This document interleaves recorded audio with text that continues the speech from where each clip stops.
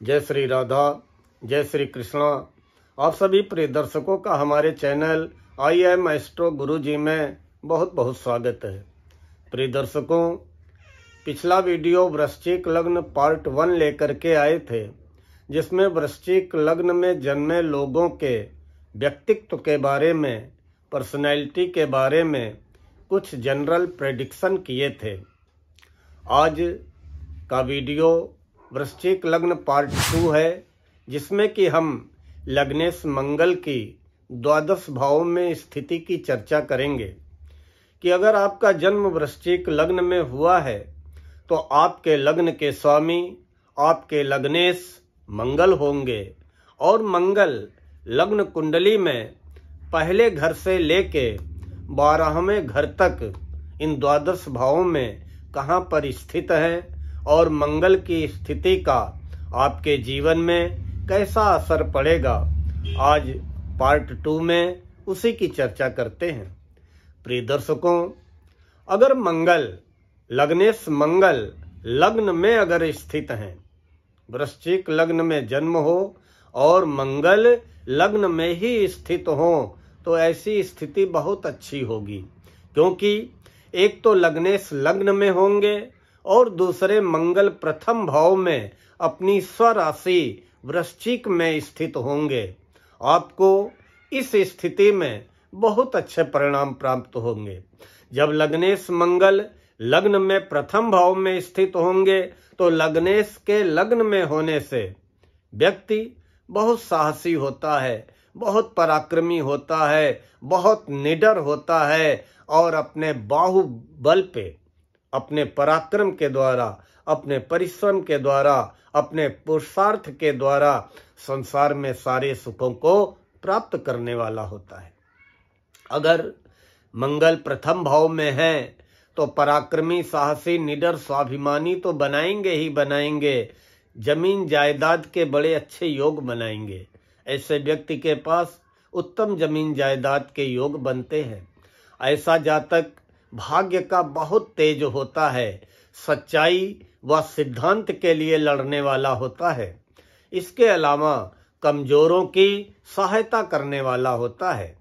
एक साथ ही 2 स्त्रियों से संबंध रखने वाला होता है। ऐसा जातक लग्न में मंगल होने के कारण बहुत क्रोधी होता है, स्वभाव बहुत उग्र होता है और कभी कभी यही स्वभाव चिड़चिड़ेपन के रूप में बाहर आ जाता है, स्वभाव चिड़चिड़ा हो जाता है। ऐसा जातक स्वयं के प्रयासों से उन्नति करता है, अचल संपत्ति की प्राप्ति करने वाला होता है, लोगों को अपने व्यक्तित्व से प्रभावित करने वाला होता है और सामने वाले से अपना काम करवाने की योग्यता रखने वाला होता है। अब चर्चा करते हैं, मंगल अगर द्वितीय भाव में स्थित होंगे, कुंडली का दूसरा घर जमा धन का होता है, कुटुंब व वाणी का होता है। तो जब मंगल कुंडली के दूसरे घर में स्थित होंगे तो दूसरे घर में गुरु की धनु राशि होगी, जो कि मंगल की मित्र राशि है। तो मंगल की दूसरे घर में उपस्थिति, धन भाव में उपस्थिति स्वाभाविक है कि गुरु की राशि में मंगल होंगे, तो लग्नेश जब धन भाव में होंगे तो धन की जीवन में कमी नहीं आने देंगे। भले ही धन आपके पास न जुड़ पाए, लेकिन कोई भी काम धन की कमी के कारण रुकेगा नहीं। दूसरे घर के मंगल अनावश्यक विश्वास के कारण धनहानि कराते हैं। अगर आपने किसी पे अनावश्यक विश्वास कर लिया तो फिर आपको धन की हानि हो सकती है। दूसरे घर के मंगल दांतों में कष्ट देते हैं। परिजनों का रूखा स्वभाव व्यक्ति को चिंतित करता है। अगर मंगल दूसरे घर में होंगे तो आपके जो परिजन हैं, घर परिवार के लोग हैं, आपको लगेगा कि उनका बिहेवियर, उनका स्वभाव हमारे प्रति रूखा रूखा है और इस रूखे स्वभाव के कारण आप अपने मन में चिंतित होंगे। ऐसा व्यक्ति बिजली से, आग से सावधानी रखे। अगर मंगल दूसरे घर में है तो आग व बिजली से सावधान रहे। ऐसा व्यक्ति तीखे भोजन का शौकीन होता है, कड़वा भोजन पसंद करने वाला होता है। ऐसे जातक के स्वभाव में तेजी होती है और स्वभाव में चटोरापन होता है। चाट पोछ बाहर की खाने पीने वाला बहुत ज्यादा होता है। ससुराल से धन की प्राप्ति होती है और ऐसे जातक के लिए ससुराल वाले मददगार होते हैं। ऐसा जातक परिश्रम से धन लाभ करता है। ऐसे जातक की वाणी कठोर होती है और बड़े गंभीर अर्थ वाली वाणी होती है। परदेश में ऐसे जातक को सुख प्राप्त होता है। अगर द्वितीय भाव में मंगल है तो फिर ऐसे जातकों से जो वाद विवाद करता है वो हार जाता है। द्वितीय भाव के मंगल दीर्घजीवी बनाते हैं, भाग्यवान बनाते हैं। अब चर्चा करते हैं मंगल की तीसरे घर में उपस्थिति। अगर वृश्चिक लग्न में जन्म हुआ है और मंगल आपकी कुंडली के तीसरे घर में बैठे हैं तो तीसरे घर में मकर राशि के मंगल उच्च के होंगे, क्योंकि मंगल मकर राशि में उच्च के होते हैं और कर्क राशि में नीच के होते हैं। तो जहां पर तीसरे घर में 10 का अंक लिखा है, अगर वहां पर मंगल विराजमान है तो ऐसे मंगल उच्च के होंगे। उच्च का मंगल, तीसरा घर तो वैसे भी पराक्रम का होता है, पुरुषार्थ का होता है। तो उच्च के मंगल अगर तीसरे घर में होंगे तो बहुत ही अच्छा होगा। ऐसा मंगल महान पराक्रमी बनाता है, बहुत बड़ा साहसी दुस्साहसी बनाता है, शौर्यवान बनाता है, कर्तव्य परायण बनाता है, ऊर्जावान बनाता है। और ऐसे जातक के द्विभार्या योग, 2 पत्नी होने का योग बनाता है। नेत्र लाल रहते हैं, आंखें हमेशा लाल रहती हैं। क्रोधी होता है जातक, शत्रुओं का नाशक होता है, विरोधियों को परास्त करने वाला होता है, यात्रा प्रेमी होता है और छोटे भाई के लिए कष्ट का कारण बनता है या छोटे भाई का सुख ऐसे जातक को नहीं प्राप्त होता है। लेकिन ऐसे जातक के हाथों में यश अवश्य होता है। अब जानते हैं चौथे घर में मंगल की उपस्थिति। अगर मंगल चौथे घर में विराजमान होंगे तो स्वाभाविक है कि कुंडली को मांगलिक बनाएंगे, मंगली बनाएंगे। चौथा घर भूमि, भवन, वाहन का होता है, जमीन जायदाद का होता है, माँ के सुख का होता है। चौथे घर में मंगल कुंभ राशि में होंगे तो वृश्चिक लग्न में जन्म हुआ है और अगर मंगल चौथे घर में है तो ऐसा जातक पत्नी के प्रभाव में रहने वाला होता है। ऐसे जातक का मन अशांत होता है, चोरी का व अग्नि का भय रहता है। इसलिए अपनी सामान की स्वयं सुरक्षा करें। चोरी के द्वारा या आग के द्वारा धन नष्ट होने का डर बना रहता है। पत्नी से असंतोष का अनुभव करने वाला होता है। माता से मतभेद हो सकते हैं। पुराना वाहन खरीदने वाला, पुराने मकान में रहने वाला ऐसा मंगल बनाता है। अगर चौथे घर में मंगल है तो व्यक्ति येन केन प्रकारेण कोई सेकंड हैंड वाहन खरीद लेता है और मकान उसका पुश्तैनी होता है या पुराना मकान ही वो खरीदता है। विवाह में देरी होती है, रोजी रोजगार की प्राप्ति में विलंब होता है। रोजी रोजगार और विवाह इन दोनों की जो है देरी से काम होते हैं। मतलब पत्नी की प्राप्ति, रोजी रोजगार की प्राप्ति विलंब से होती है। अब चर्चा करते हैं मंगल के पंचम भाव में। पंचम भाव में गुरु की मीन राशि है और पंचम भाव संतान का होता है, शिक्षा का होता है। तो आइए जानते हैं कि पंचम भाव में गुरु की मीन राशि में स्थित मंगल का क्या परिणाम मिलेगा। पंचम भाव में स्थित मंगल विद्या में, बुद्धि में, तर्क शक्ति में तेज बनाएंगे। आपको शिक्षा प्राप्त होगी, बुद्धिमान होंगे और तर्क वितर्क में बहुत तेज होंगे। ऐसा व्यक्ति को संतान सुख तो मिलता है, लेकिन संतान संबंधी कोई न कोई चिंता मन में लगी रहती है। ऐसे जातक की भाइयों से कम बनती है, पर राह चलते ऐसे जातक के अनेकों मित्र होते हैं। सड़क चलते ऐसा जातक चलते चलते बहुत से मित्र बना लेता है। ऐसे जातक का स्वभाव खर्चीला होता है, व्यापार में लाभ होता है, लेकिन जातक चुगलखोर होता है, चुगली करने की आदत होती है। अब मंगल की छठे घर में स्थिति की चर्चा करते हैं। छठा घर रोग ऋण शत्रु का होता है। छठे घर में जब लगने से स्थित होंगे तो अच्छा परिणाम देंगे, क्योंकि मंगल की स्वराशि मेष होगी। छठे घर में मंगल अपनी स्वयं की राशि मेष में स्थित होंगे, इसलिए ज्यादातर आपको बहुत ही अच्छे परिणाम प्राप्त होंगे। छठे घर के मंगल कुशल योद्धा बनाते हैं। व्यक्ति शत्रुओं से डरने वाला नहीं होता है, कभी भी मुसीबतों से घबराने वाला नहीं होता है। धनी होता है, लेकिन धनी अपने परिश्रम से बनता है। खर्चीला होता है, आय व्यय बराबर होता है। जितनी आय होती है उतना ही खर्च हो जाता है। कठोर परिश्रम से हाथ की रेखाओं को बदलने वाला होता है। इतना कठोर परिश्रमी होता है कि अपने दुर्भाग्य को भी कठोर परिश्रम से सौभाग्य में बदलने वाला होता है।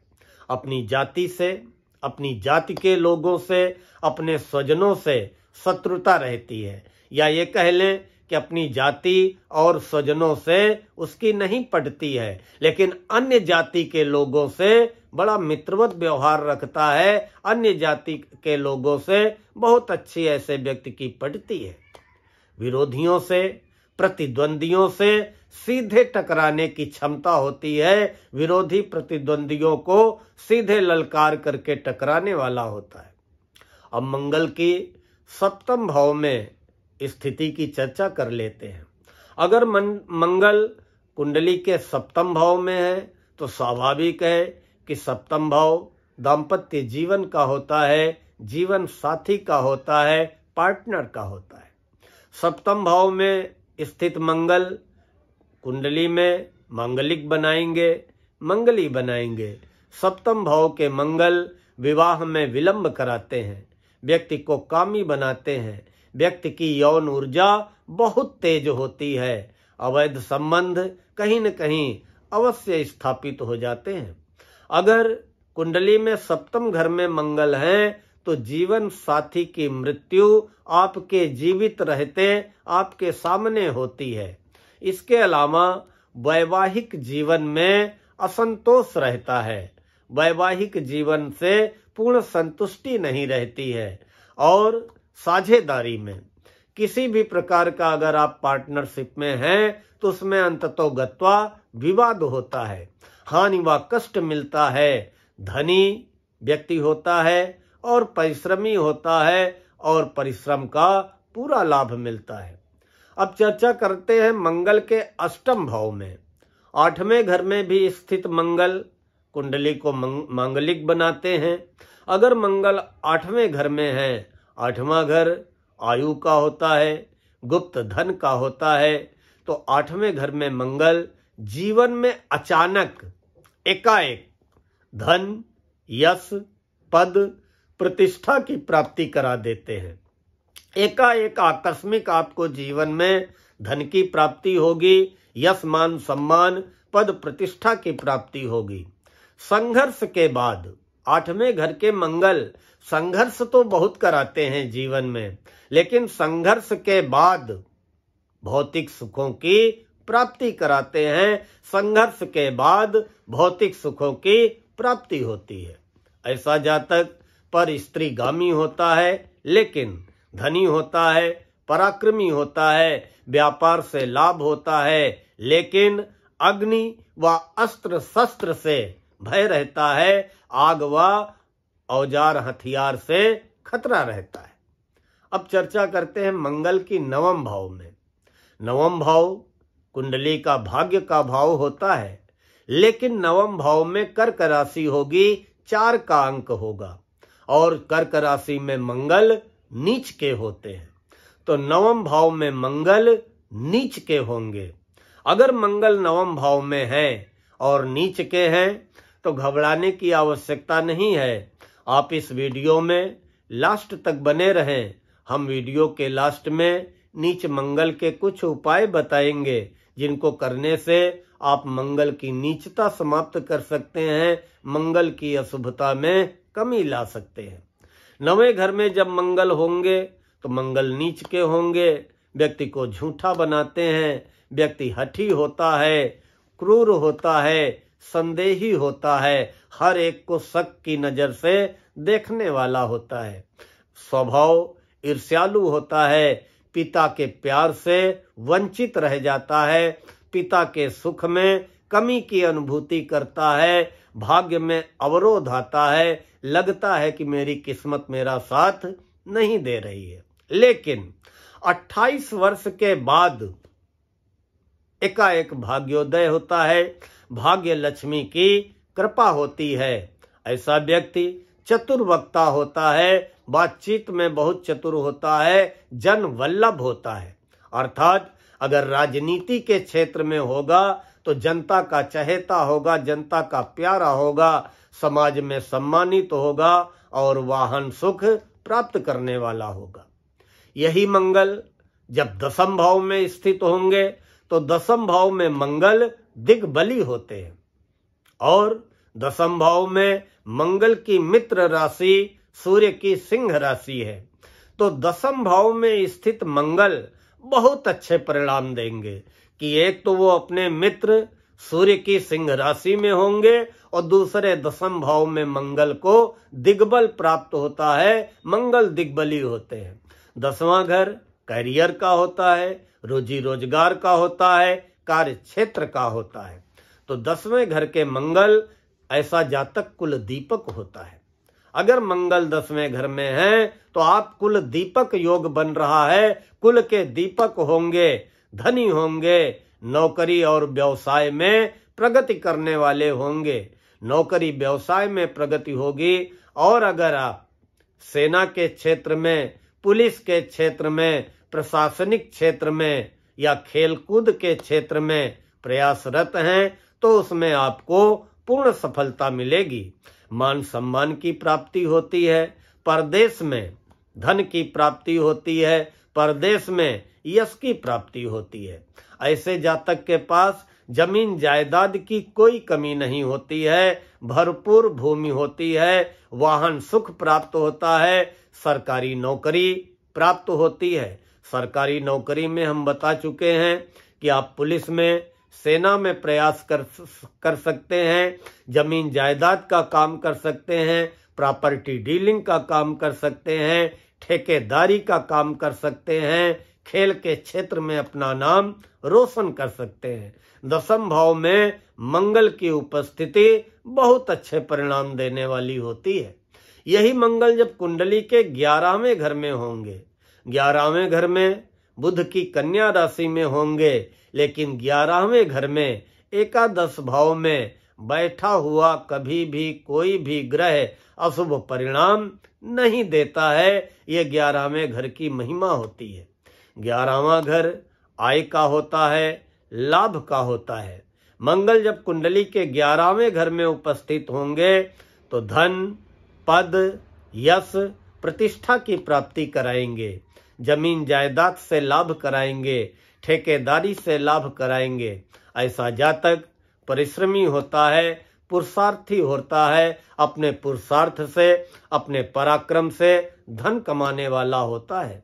विभिन्न स्रोतों से आय होती है। दूसरे शब्दों में ये कह लें कि आय के स्रोत एक नहीं अनेक होते हैं। अनेक प्रकार से आय का आवागमन होता है, अनेक प्रकार से लाभ के अवसर प्राप्त होते हैं। पुत्र के सुख में कुछ कमी का एहसास होता है, फिर भी ऐसा जातक कीर्तिवान होता है, गुणवान होता है, धनवान होता है, स्वाभिमानी होता है, साहसी होता है, रोग व शत्रुओं पे विजयी होता है। उसके अलावा वैवाहिक जीवन में कुछ मतभेद हो सकते हैं, लेकिन विद्या की प्राप्ति होती है और टेक्निकल विद्या की प्राप्ति होती है। टेक्निकल क्षेत्र में भी ऐसा जातक प्रगति कर जाता है। यही मंगल जब कुंडली के 12 भाव में होंगे तो 12वां घर व्यय का होता है और 12वें घर में मंगल की उपस्थिति भी जातक को मंगली बनाती है। 12वां घर जन्मभूमि से दूर का होता है, विदेश का होता है, व्यय का होता है।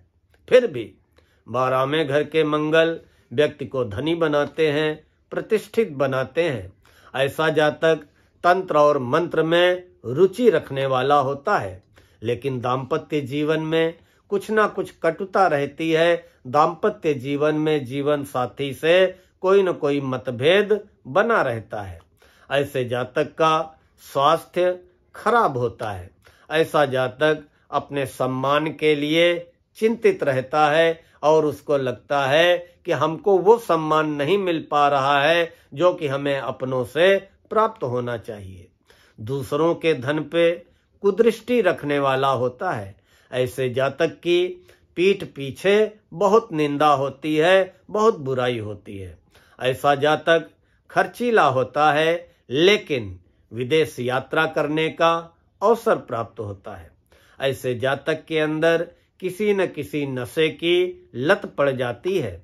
विवाह के अतिरिक्त कहीं न कहीं संबंध होने की भी पूर्ण संभावना रहती है। जातक परिश्रमी होता है, लेकिन अपने जीवन साथी से असंतुष्ट रहता है। तो अगर मंगल आपको मंगली बना रहे हैं और खासकर चौथे घर में, पहले घर में तो स्वराशि के होंगे, उतना असर दाम्पत्य जीवन में नहीं डालेंगे, लेकिन अगर चौथे घर में, 7वें घर में, 8वें घर में, 12वें घर में बैठ करके मंगल दाम्पत्य जीवन को प्रभावित कर रहे हैं, या मंगल 9वें घर में अपनी नीच राशि में है तो पिता के सुख को, भाग्य को प्रभावित कर रहे हैं।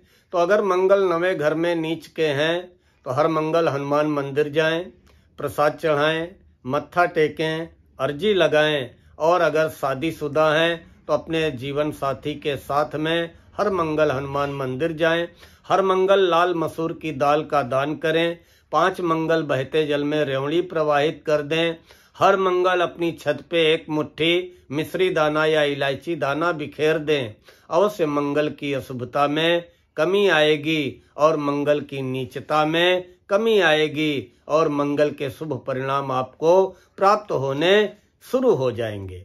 अब वृश्चिक लग्न में जन्मे लोगों के लिए कुछ ग्रहों के अचूक फल बताने जा रहे हैं कि अन्य ग्रहों के कुछ अचूक फल, जो कि हमने आपसे कहा था कि वीडियो में लास्ट तक बने रहें। तो अगर गुरु और बुध 5वें या 11वें घर में हैं, बुध और गुरु एक साथ अगर 5वें या 11वें घर में हैं तो जीवन में धन की कोई कमी नहीं होगी।